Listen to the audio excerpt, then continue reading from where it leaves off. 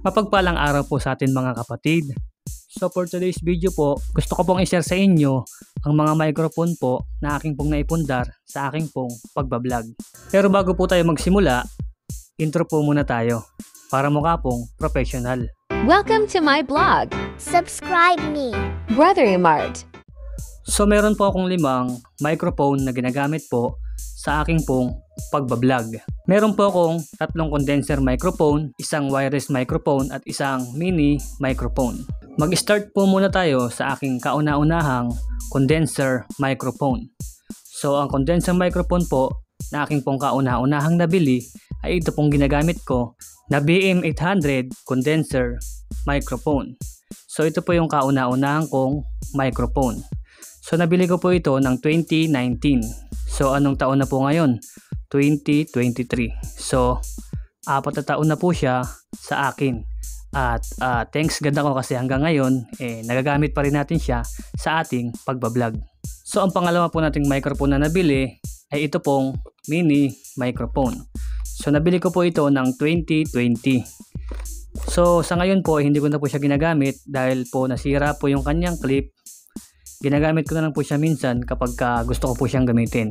Kasi meron na rin po akong wireless microphone. Yung audio po nito ay napakalinaw po. Kung gusto niyo pong malaman, iti-testing po natin. So ito po ang kanyang audio. So naririnig nyo naman at napaka-clear po ng kanyang voice o sagap ng kanyang vocals. Napakaganda po ng microphone na to. Kaya nga lang po hindi ko na po siya masyadong ginagamit.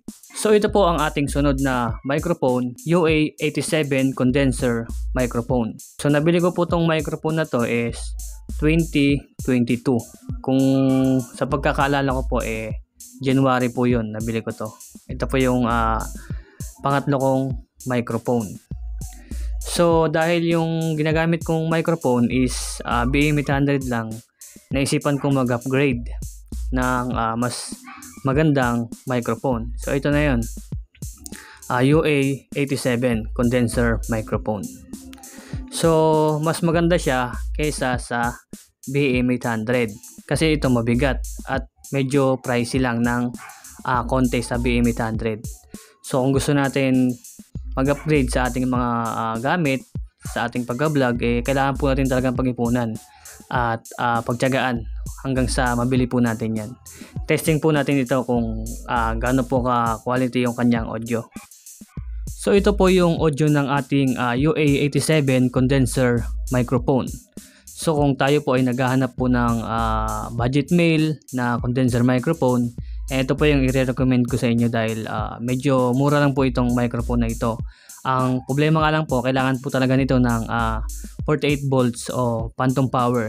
So kung gusto niyo ng ganitong klaseng microphone, samahan niyo siya ng mixer para mas maganda yung kanyang audio.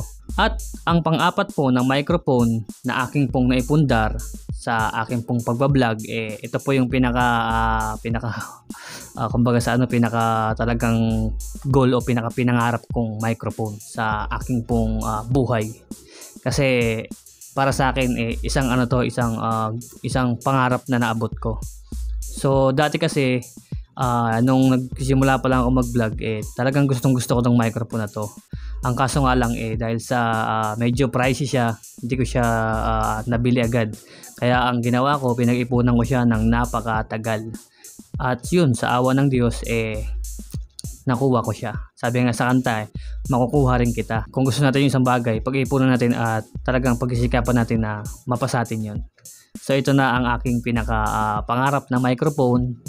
Walang iba kundi ang Samsung CO1 condenser microphone. So ito talaga yung goal ko simula pa lang nung una kong mag-vlog. Ito talaga yung pinaka goal ko talaga na mabili. Ang kaso nga lang sobrang mahal niya. Hindi naman talaga siya mahal para sa atin Pero kung tayo ay mahirap lang, hindi to basta-basta mabibili ng mga tao na kapos talaga sa budget.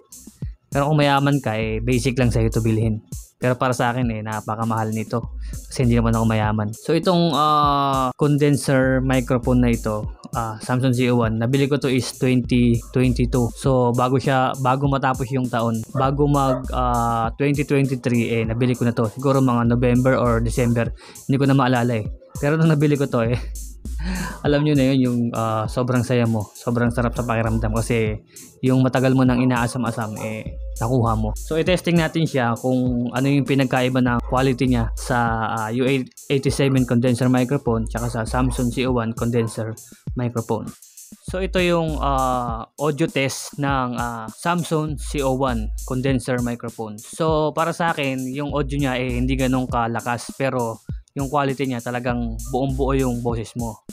Hindi siya kagaya ng UA87 tsaka BM800 na masyadong malakas yung noise. Ang lakas niya sumagap ng noise. Ito kasi talagang napakahina at hindi ganun kalakas yung noise na masasagap niya. So kaya lang masyadong maingay kasi may electric fan ako, gawa ng mainit.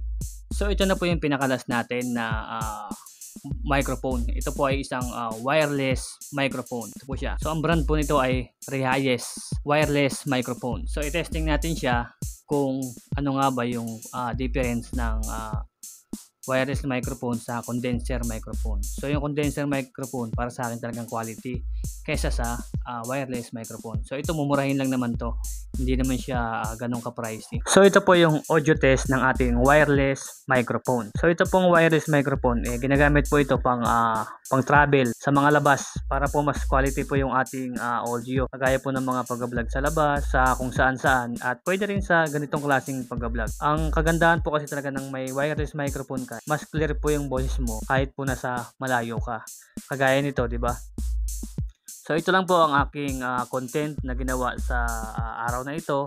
Hindi ko po ito ginawa para po ipagmayabang yung aking mga gamit, kundi ma-inspire din po yung ibang mga vlogger na kagaya ko na nagsisimula pa lang at naghahanap din sila ng mga microphone na pwede nilang gamitin sa mura pong halaga. So ito lang po ang aking vlog for today. Thank you po at God bless po sa atin lahat. Bye-bye!